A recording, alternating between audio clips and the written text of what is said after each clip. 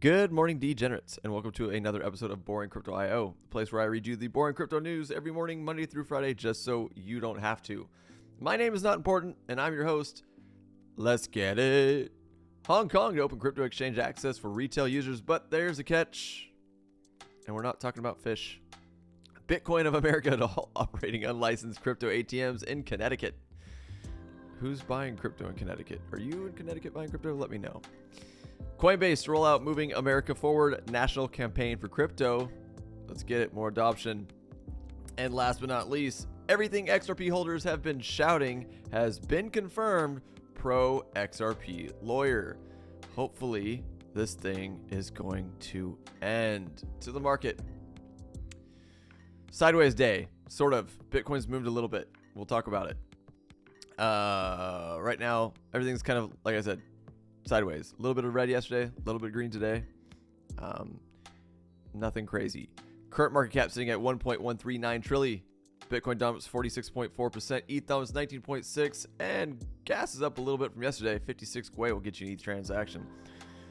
Market up 1.49% in the last 24 hours. Bitcoin moved. Like I said, we're going to talk about that.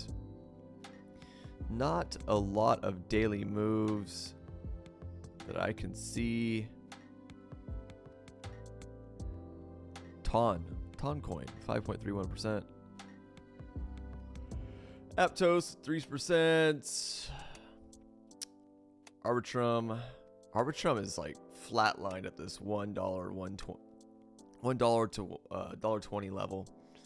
I keep saying I need to buy some, but I haven't yet. I'm an idiot. What do you want me to say? 4% up on the day for Arbitrum. Render 6%, 40% for the week. Holy shnikes. Okay, let's go to Bitcoin. Like we said yesterday, guys, we are ranging. I mean, this is too perfect in my opinion. Like, this is like, so the reality is what this is, and what's the bearish sentiment coming from this is that this is potentially a very large bear flag. Something like this. Just something like this. And again, guys, I'm doing this really sloppy. I'm not even trying to make this correct. But this could be a huge bear flag right here, which means we have, if it breaks to the downside, which I think has like a 69% chance, 68% chance, or something like that. If it breaks to the downside, we're going to at least 25, in my opinion. But outside of that, until Bitcoin decides what it wants to do, we are ranging, like I talked about yesterday. And I mean, we're hitting the exact same levels every time. This 27.4-ish, 27.450-ish with the wicks. But we get above that 27.310 level. We hang out there for a little bit, and then we go back down. And then we bounce off of this 26.5, trend up, and zero volume for a little bit, and then rocket up, which is what we've done every time, to the same level. 1, 2, I'll call that 3. We hit it 4 times. We've done this. So until Bitcoin decides what it wants to do, this is what we're gonna do. We're ranging, which isn't terrible. It's just the low volume and the possible continuation move of a bear flag is what is bearish and concerning. Unless you're waiting for Bitcoin to go down and you want to buy at lower levels, this looks really good to you. Outside of that, guys, let's just get on the news and get you on your way. Hong Kong to open crypto exchange access for retail users, but there's a catch. Hong Kong security watchdog announced new plans to allow retail investors to access to virtual asset platform. The Securities and Futures Commission, SFC, in Hong Kong announced that it will soon allow licensed platforms to serve retail investors. In an announcement on May 23rd from the SFC, the regulator said operators of virtual asset trading platforms willing to comply with the SFC's proposed guidelines are welcome to apply for a license. The guidelines to be followed for virtual asset trading platforms will include aspects such as asset custody safety requirements, segregation of clients' assets, and cybersecurity standards, among others. Doesn't sound too out of the ordinary. The SFC CEO Julio Luang said that providing clear regulatory expectations is key for creating a responsible and innovative development environment. Hong Kong's comprehensive virtual assets regular God, bad day, guys. Hong Kong's comprehensive virtual assets regulatory framework allows the principle of same business, same risk, same rules, and aims to provide robust investors protection and manage key risks. While guidelines will become effective as of June 2023, the SFC has yet to approve any virtual asset trading platform to provide services to retail investors. According to the announcement during the consultation period, the SFC received 152 written submissions from within the industry. People want to start getting exchanges and stuff open, I'm assuming. Additionally, the SFC said it will be implementing a number of robust measures to ensure protection for retail investors. These include good governance suitability during the onboarding process and enhanced tokens due diligence, along with emission criteria and disclosure. The announcement pointed out at the moment, most of the virtual asset trading platforms accessible to the public are not regulated by the SFC. It continues to say those who do not wish to comply with the upcoming guidelines should plan for an orderly closure, meaning they're going to shut you down of business operations in Hong Kong. In an interview with Cointelegraph in early May, Neil Tan, the chair of FinTech Association of Hong Kong, said the country opening the financial industry to digital assets is just a natural progression. On May 17th, the state-owned Chinese company Greenland applied for a virtual asset trading license in Hong Kong. Well, there you have it. Hong Kong potentially going to allow retail investors to get into the crypto market legally. Moving on. Bitcoin of America to operating unlicensed crypto ATMs in Connecticut. The Department of Banking highlighted that Bitcoin of America failed to obtain a license as a money transmitter to operate Bitcoin ATM kiosks in the state. Cryptocurrency and Bitcoin ATM provider Bitcoin of America consented with the Connecticut Department of Banking to halt its operations due to a lack of licensing. In a statement released on May 22, the Department of Banking highlighted that Bitcoin of America failed to obtain a proper license to obtain Bitcoin ATM kiosks in the state. However, the consent order was enforced after 4 Connecticut consumers lost tens of thousands of dollars in a scam involving kiosks in question. The state revealed, as a result of the consent order, Bitcoin of America made restitution to these consumers totaling $86,000. Following a criminal indictment, Bitcoin of America is winding down operations here in Connecticut. Banking Commissioner George Perez issued a warning against the use of unlicensed crypto kiosks. He stated the investors are often urged and tricked into depositing cash into the kiosk and transferring an equal amount of cryptocurrency to the scammers. Bitcoin of America, which allows the transfer of consumers' funds to third parties, is required to be licensed as a money transmitter. Legislation is making its way through the state legislature to put more regulation and consumer protections in place and demand the licensing of digital currency kiosks as money transmitters in Connecticut. In addition, the Connecticut State Police Department of Banking Office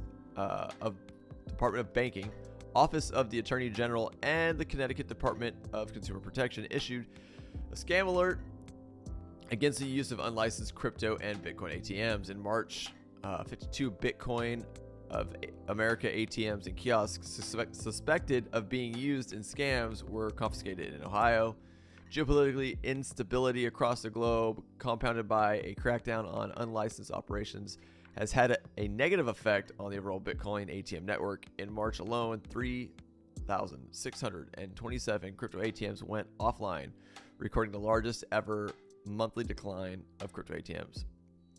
As shown above, net crypto ATM installation declined for 4 months between September 2022 and March 2023. There you go. Big dippy dip. See you later. Bye. Moving on. Coinbase to roll out Moving America Forward. No pun intended, because we were moving on. Anyway, national campaign for crypto. Coinbase leading the fight. The ads will emphasize the financial innovations facilitated via crypto and raise awareness for Coinbase events and lobbying efforts. United States crypto exchange Coinbase is rolling out another national ad campaign in America focusing on the critical role that crypto will play in modernizing the global financial system. In a May 22 blog post, the firm outlined its plan for its new Moving America Forward campaign, which will kick off via a series of 4 different advertisements featuring Coinbase CEO Brian Armstrong. These will mostly air during popular Sunday shows on US TV, with some also appearing during ad breaks of the NBA Finals series. Coinbase is launching a Crypto Moving America Forward, a national campaign to explain crypto's critical role as an underlying technology that will update the global financial system, the firm noted. There it is, on Twitter. The campaign will also focus on overseas adoption of crypto and blockchain in countries like China, as the firm aims to highlight that the U.S. global economic leadership and national security are at risk if the U.S. cedes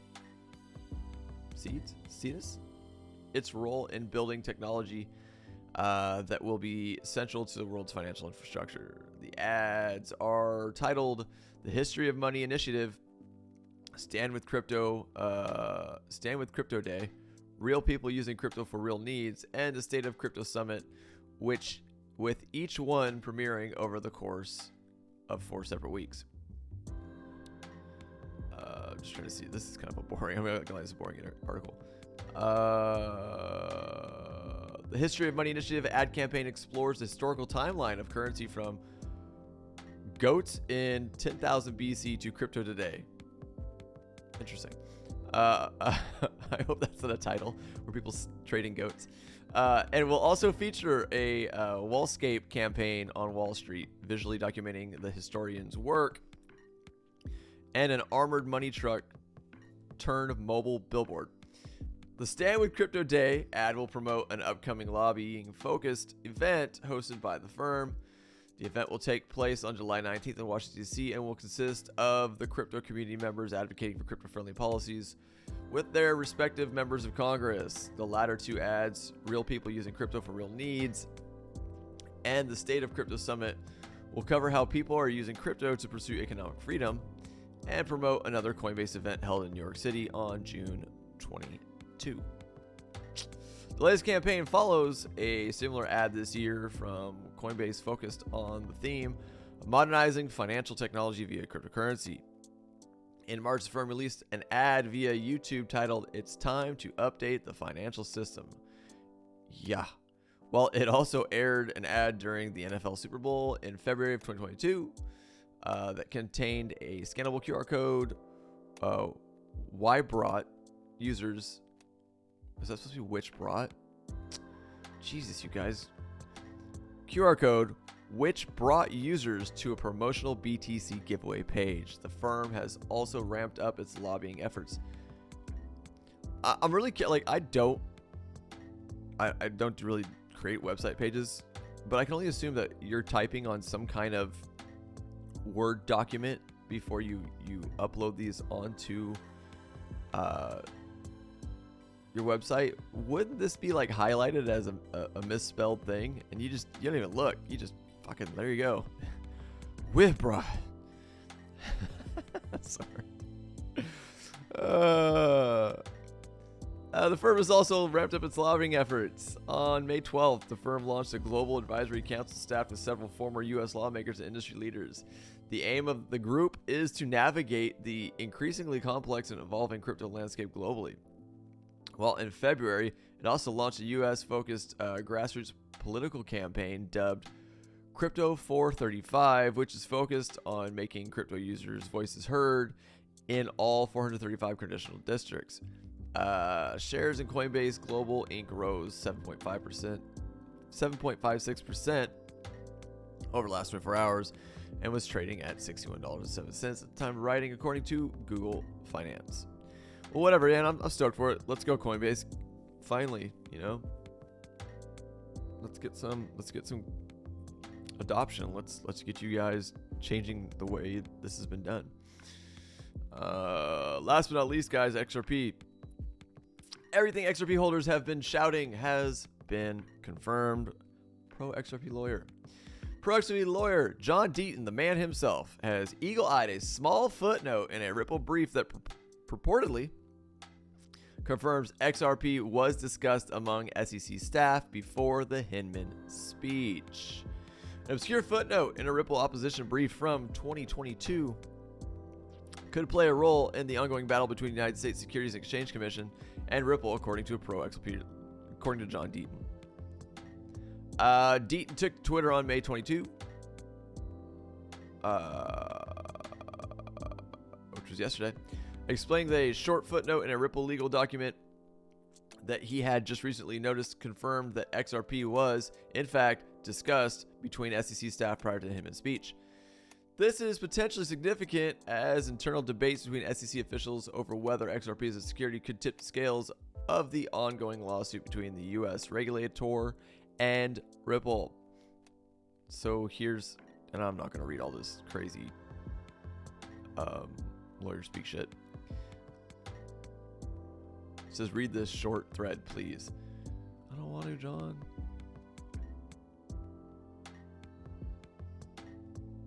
Anyway, the SEC initially took legal action against Ripple in December of 2020, alleging that the sale of its XRP token represented unregistered securities offering.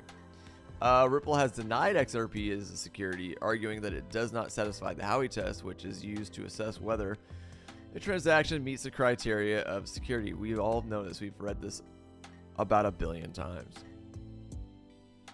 The footnote, which Deaton believes comes from a third party outside of the SEC, stated, there are reasonable grounds to conclude that XRP does not satisfy all elements of the Howey analysis and is therefore not a security for purposes of the federal securities laws. In a May 22nd Twitter Spaces hosted by Fox Business journalist Eleanor Terrett, Deaton argued this clearly states that XRP was discussed because somebody at the SEC cited this person saying it is not a security, or they forwarded the email within the email chain. I'm 95% confident that the statement, reasonable grounds, etc., is someone other than the SEC official. It's still big news. It's in the litigation emails. It proves what we all thought. While Deaton noted that the SEC made no comment on the record if XRP was ever internally discussed, he did reiterate that back in June of 2018, XRP was the third largest crypto asset behind Bitcoin and ETH.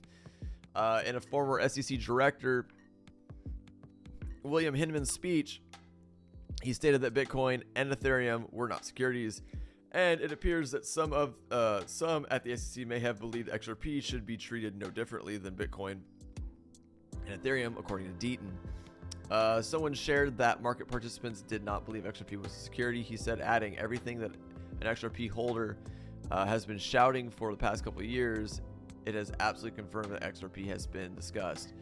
In comments to Cointelegraph, Deaton pointed out that the clear giveaway was its citation SEC lit, whereas other emails referenced were cited as SEC prod.